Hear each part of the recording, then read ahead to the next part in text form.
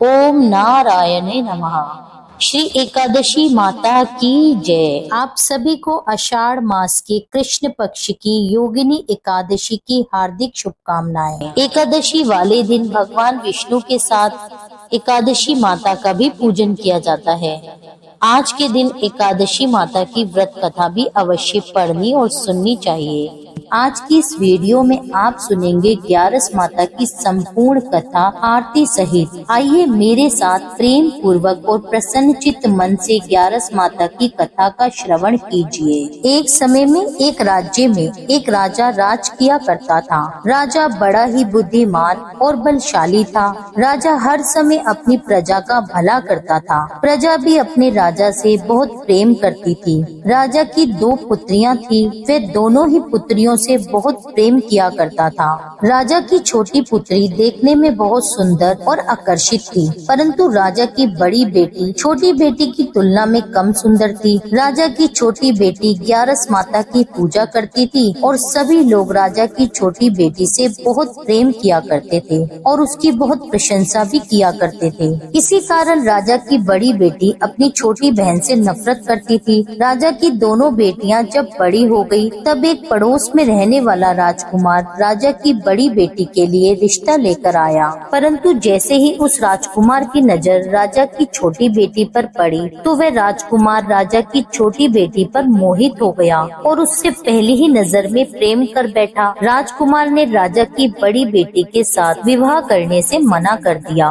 और उसने राजा से कहा कि मैं आपकी छोटी पुत्री से विवाह करना चाहता हूँ। जिसके बाद राजा की बड़ी बेटी यह देखकर अपनी छोटी बहन पर बहुत क्रोधित हो गई और राजा की बड़ी बेटी अपनी छोटी बहन को अपना सबसे बड़ा शत्रु मानने लगी। राजा की बड़ी बेटी ने अपनी छोटी बहन से बदला लेने का निर्णय कर लिया, जिसके लिए उसने अपनी छोटी बहन को जान से मारने की योजना बनाई। राजा की बड़ी बेटी ने अपनी छोटी बहन को मारने के लिए सबसे पहले एक लड्डू में जहर मिलाकर उसे खाने के लिए अपनी बहन को दिया, लेकिन छोटी बहन द्वारा उस लड्डू को खाने के बाद भी छोटी बहन को कुछ भी नहीं हुआ। बड़ी बहन ये देखकर बहुत ही आश्चर्यचकित हो गई, लेकिन बड़ी बहन ने हार नहीं मानी और रात में जब वह छोटी बहन अपने कमरे में सो रही थी, तब एक मटके में सांप रखकर उसके कमरे में छोड़ दिया, लेकिन सांप भी छोटी बहन का कुछ भी नहीं बिगाड़ पाया। जिसके बाद बड़ी बहन ने अपनी छोटी बहन से कहा कि चलो हम लोग कुएं में से पानी भरकर लाते हैं। जिसके लिए वह अपनी छोटी बहन को पानी भरने के बहाने कुएं के पास ले गई और उसने अपनी छोटी बहन को कुएं में धक्का दे दिया, लेकिन छोटी बहन को तब भी कुछ नहीं हुआ, क्योंकि हर बार ग्यारस माता उसकी रक्षा कर रही थी और उधर बड़ी बहन अपने सारे प्रयासों में असफल हो रही थी, जिसके कारण वह और अधिक क्रोधित होती जा रही थी। अपनी छोटी बहन से जाकर उसने स्वयं ही पूछ लिया। उसने अपनी छोटी बहन से पूछा, तुमको पता है कि भगवान ने सबकी मृत्यु एक निश्चित समय पर लिखी हुई है और कैसे तुम्हारी मृत्यु होगी, क्या तुम जानती हो? तब छोटी बहन ने बड़ी बहन को बताया, हाँ मैं जानती हूँ मेरी मृत्यु कैसे होगी। छोटी बहन से यह सुनकर बड़ी बहन मन ही मन बहुत प्रसन्न हुई और उसने अपनी छोटी बहन से कहा कि तुम मुझे अपनी मृत्यु का राज बताओ। छोटी बहन ने अपनी बड़ी बहन से कहा कि मेरी मृत्यु तो एक तोते में है, जो तोते के गले में एक हार है उससे मेरी मृत्यु होगी। जब तक कोई भी व्यक्ति तोते को मारकर वह हार अपने गले में पहनेगा तो मैं मूर्छित हो जाऊंगी और जैसे ही उस हार को अपने गले से उतारेगा तो मैं वापस से जीवित हो जाऊंगी। अपनी छोटी बहन का यह राज सुनकर बड़ी बहन बहुत प्रसन्न हो गई और उसने अपनी छोटी बहन को मारने के लिए उसके पालतू तोते को ढूंढना शुरू कर दिया और छोटी बहन को इस बात का आभास भी हो गया था कि कोई उसकी जान लेना चाहता है, जिसके लिए वह अपने पिता के पास गई और उसने अपने पिताजी से कहा कि हे पिताजी, मेरी मृत्यु के बाद आप मुझे जलाइएगा मत, बल्कि आप मुझे अपनी पुरानी वाली हवेली में एक पलंग पर लेटाकर छोड़ दीजिए। अपनी छोटी लड़की की यह बात सुनकर राजा बड़ा ही हैरान हुआ। राजा ने अपनी बेटी से पूछा, बेटी तुम ऐसा क्यों कह रही हो? तब राजा की बेटी बोली, समय किसी के लिए नहीं रुका है, कब क्या हो जाए किसी को कुछ पता नहीं। फिर राजा ने अपनी छोटी बेटी से कहा कि तुम ऐसी बातें क्यों कर रही हो? 2-3 दिन में तो तुम्हारा विवाह है। लेकिन उसने अपने पिताजी को ऐसा करने करने पर मजबूर कर लिया और उनसे वचन ले लिया। राजा ने भी अपनी छोटी बेटी की बात स्वीकार कर ली और 2-3 दिनों के बाद शादी का समय आया। तब राजकुमार बारात लेकर राजा के घर आया और राजकुमार और राजा की छोटी बेटी का विवाह होना आरंभ हुआ। जैसे ही राजा की छोटी बेटी राजकुमार के साथ फेरे लेना शुरू करती है तो उसकी बड़ी बहन अपनी छोटी बहन के कमरे में जाकर उसके तोते को पकड़ लेती है और उसको जान से मार देती है। तोते के गले में जो हार था उसको अपने गले में धारण कर लेती है। जैसे ही बड़ी बहन उस हार को अपने गले में धारण करती है तो उधर छोटी बहन 3.5 फेरे ही ले पाती है और वहीं पर बेहोश होकर गिर जाती है। जिसके बाद राजा ने बड़े बड़े हकीमों वैद्यों को बुलवाया, पर अपनी छोटी बेटी का इलाज करने के लिए राजा की बात सुनकर वैद्य ने छोटी बेटी को जब चेक किया तो राजा को बताया कि आपकी छोटी बेटी ना तो जीवित है और ना ही मृत है। मैं ऐसा पहली बार देख रहा हूँ। राजा ने सारे वैद्य हकीमों को यह बात बाहर बताने से मना कर दी और उनको कहा, अगर ये बात तुमने किसी को बाहर कही तो हम तुम्हें मृत्यु दंड दे देंगे। राजा ने अपनी छोटी बेटी को पुराने महल में जाकर एक पलंग पर लेटा दिया और वहाँ पर कुछ सैनिकों को तैनात कर दिया। राजा वापस अपने महल में लौट आया। राजा की बड़ी बेटी अपने पिताजी के पास आई और कहने लगी, पिताजी, अगर ये शादी संपन्न नहीं हुई तो आपकी इज्जत का क्या होगा? आप कहें तो मैं आपकी इज्जत बचाने के लिए राजकुमार से विवाह करने के लिए तैयार हूँ। जिसके बाद राजा ने अपनी बड़ी बेटी की बात मान ली और राजा ने अपनी बड़ी बेटी को छोटी बेटी का जोड़ा पहनाकर विवाह मंडप में बिठा दिया। परंतु राजकुमार ये जान गया कि ये राजा की छोटी बेटी नहीं है बल्कि ये राजा की बड़ी बेटी है। लेकिन जब राजकुमार ने विवाह करने से मना किया तो सभी लोगों ने राजकुमार को विवश करके बचे हुए फेरों को संपन्न करा दिया और विवाह करवा दिया। जिसके बाद राजकुमार राजा की बड़ी बेटी को अपने साथ महल में ले गया। अब राजकुमार राजा की बड़ी बेटी से न तो बात किया करता था और न ही उसको पसंद करता था। राजकुमार ने ये फैसला लिया था कि वह अपनी प्रेमिका को ढूंढ कर रहेगा और यह जान कर रहेगा कि उसके साथ क्या हुआ है। एक दिन राजकुमार अपने घोड़े पर सवार होकर राजा के पुराने महल के पास पहुंच गया, जहां पर उसने कुछ सैनिकों को देखा। महल के पास पहुंचकर राजकुमार ने ध्यान से देखा तो वह समझ गया कि यह तो हमारे ससुर जी का महल है। तब राजकुमार ने सैनिकों से पूछा कि तुम लोग यहाँ क्या कर रहे हो और इस महल के अंदर उस पलंग पर कौन लेटा है? जिसके बाद सैनिकों ने बताया कि यहाँ पर राजा की छोटी बेटी है। यह सुनकर राजकुमार बहुत ही प्रसन्न हुआ और वह तुरंत अपनी प्रेमिका के पास पहुँच गया और उसकी सेवा करने लगा। जैसे ही रात हुई तो राजा की छोटी बेटी उठकर खड़ी हो गई। राजकुमार ये देखकर बहुत खुश हो गया और उसने उससे पूछा कि तुम यहाँ क्या कर रही हो? तुम मेरे साथ मेरे महल में चलो। राजा की छोटी बेटी ने राजकुमार को सारी बातें बता दी कि मेरी जान एक तोते में बसी थी और मैंने यह बात सिर्फ अपनी बड़ी बहन को बताई थी और मैं जानती हूँ कि उसने ही मुझे मारने का प्रयास किया है। उसके पास एक हार है जिसको वह सुबह पहन लेती है और शाम में उतार देती है। जब तक वह हार सुबह के समय पहनी रहती है तब तक मैं मूर्छित रहती हूँ और जैसे ही वह हार को उतार देती है तो मैं जीवित हो जाती हूँ और जब तक मेरी बड़ी बहन के पास वह हार है तब तक मैं ऐसे ही जीवित और मूर्छित होती रहूंगी। अगर मेरी बड़ी बहन के पास जो हार है वह मेरे हाथ में लग जाए तो मैं हमेशा के लिए जीवित हो जाऊंगी। राजकुमार ने यह बात सुनकर राजा की छोटी बेटी के पास रहने का निश्चय कर लिया और उसने बचे हुए सारे फेरे उस पलंग में लेटी राजा की छोटी बेटी के साथ लिए और अपना विवाह उसके साथ पूर्ण कर लिया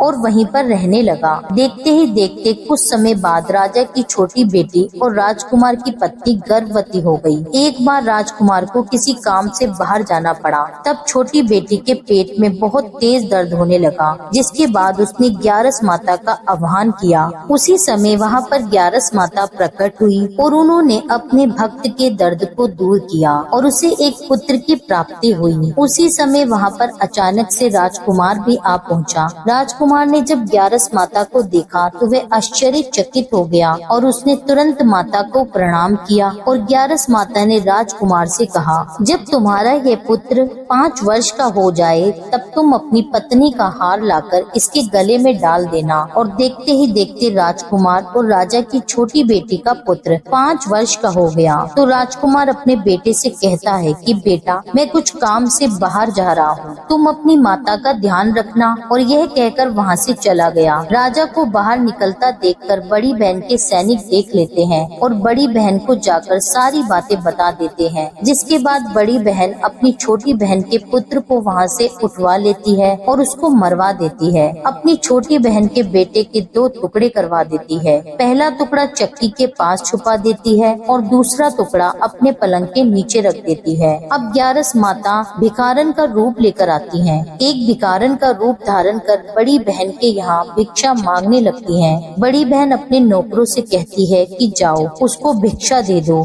लेकिन जैसे ही नौकर ग्यारस माता को भिक्षा देने के लिए आते हैं तो माता उनसे भिक्षा लेने के लिए मना कर देती है और कहती है कि जाओ मैं तुम्हारी महारानी से ही भिक्षा लूंगी। जिसके बाद बड़ी बहन स्वयं भिक्षा देने के लिए माता के पास आती है। तब माता एक बिल्ली का रूप लेकर उसके कमरे में चली जाती है और वहाँ पर छोटी बेटी के पुत्र के 2 टुकड़ों को आपस में जोड़ देती है और उसे जीवित कर देती है। उसे वहाँ से ले जाती है। राजकुमार अपने पुत्र को लेकर अपनी पत्नी के पास जाता है और उससे कहता है कि तुम इसका ध्यान रखना। अगर तुम इस बच्चे का ध्यान अच्छे से रखोगी तो मैं तुमसे बात करूँगा। एक दिन राजकुमार अपने पुत्र से कहता है कि तुम मम्मी के गले का हार मांग लो। जिसके बाद राजकुमार का बेटा मम्मी के पास जाकर कहता है कि मम्मी मुझे तुम्हारा हार चाहिए। यह सुनकर पहले तो बड़ी बहन बहुत ही क्रोधित होती है। फिर उसको ये याद आता है कि राजकुमार ने कहा था अगर मैं इस बच्चे का ध्यान अच्छे से रखूंगी तो वह मुझसे बात करेंगे।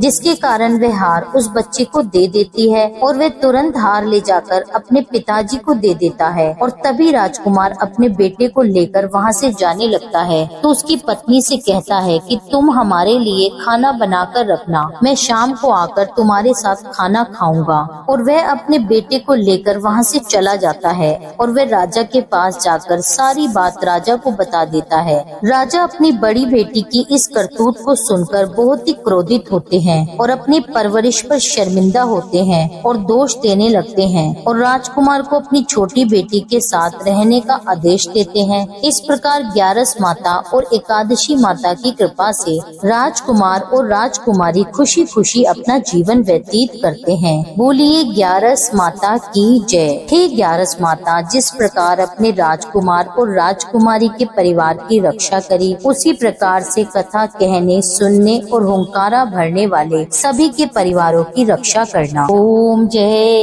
एकादशी माता, जय एकादशी माता। विष्णु पूजा व्रत को धारण कर शक्ति मुक्ति पाता।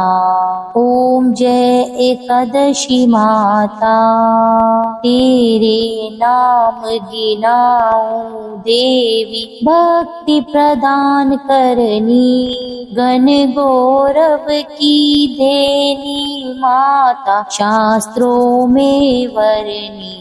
ओम जय एकादशी माता। मार्गशीर्ष के कृष्ण पक्ष की उत्पन्ना, विश्व तारिणी जन्मी, शुक्ल पक्ष में हुई मोक्षदा, मोक्षदाता बन आई। ओम जय एकादशी माता। पोष के कृष्ण पक्ष की सफला नामक है, शुक्ल पक्ष में होए पुत्रदा, आनंद अधिक रहे। ओम जय एकादशी माता। नाम शटिलता माघ मास में कृष्ण पक्ष आवे, शुक्ल पक्ष में जया कहावे, विजय सदा पावे। ओम जय एकादशी माता। विद्या फागुन कृष्ण पक्ष में शुक्ला आमल की, पाप मोचनी कृष्ण पक्ष में चैत्र महाबली की। ओम जय एकादशी माता। चैत्र शुक्ल में नाम कामदा, धन देने वाली, नाम वरुथिनी कृष्ण पक्ष में वैशाख महावाली। ओम ओम जय एकादशी माता। शुक्ल पक्ष में होए मोहिनी अपरा ज्येष्ठ कृष्ण पक्षी। नाम निर्जला सब सुख करनी शुक्ल पक्ष रखी। ओम जय एकादशी माता। योगिनी नाम आषाढ़ में जानो कृष्ण पक्ष करनी। देवशयनी नाम कहायो शुक्ल पक्ष धरनी। ओम जय एकादशी माता। कामिका श्रावण मास में आवे कृष्ण पक्ष कहिए। श्रावण शुक्ला होए पवित्र आनंद से रहिए। ओम जय एकादशी माता। अजाभाद प्रद कृष्ण पक्ष की परिवर्तनी शुक्ला। इंदिरा आश्विन कृष्ण पक्ष में व्रत से भव सागर निकला। ओम जय जय एकादशी माता। पंपकुशा है शुक्ल पक्ष में आप हरनहारी। रमा मास कार्तिक में आवे सुखदायक भारी। ओम जय जय एकादशी माता। देवोत्थानी शुक्ल पक्ष की दुख नाशक मैया। पावन मास में करु विनती पार करो नैया। ओम जय एकादशी माता। परमा कृष्ण पक्ष में होती जन मंगल करती। शुक्ल मास में होए पद्मिनी दुख दरिद्र हरणी। ओम जय एकादशी माता। जो कोई आरती एकादशी की भक्ति सहित गावे। जन गुरुदिता स्वर्ग का वासा निश्चय वह पावे। ओम जय एकादशी माता। यह थी एकादशी माता की संपूर्ण कथा और आरती सहित। उम्मीद करती हूँ यह वीडियो आपको पसंद आया होगा। कथा अच्छी लगी हो तो इसके लिए मेरे चैनल को सब्सक्राइब कर लीजिए। वीडियो को लाइक करके कमेंट में लिख दीजिए 11 माता की जय। मिलती हूँ आपसे एक अगली वीडियो में, तब तक के लिए जय श्री राधे।